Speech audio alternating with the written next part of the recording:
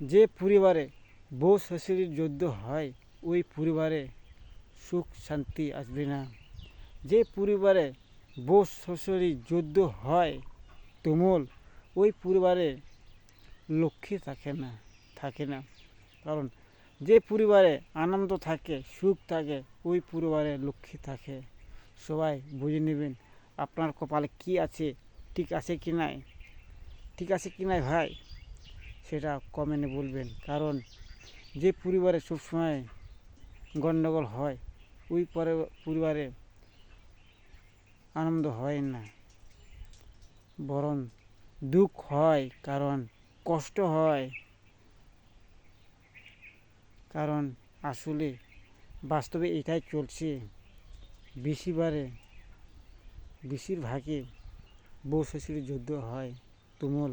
কারণ এটা ঘরে থাকে যায়। কারণ সবাই ভাবে নেবেন আমি বিপ্লব ফুলবাড়ি থেকে।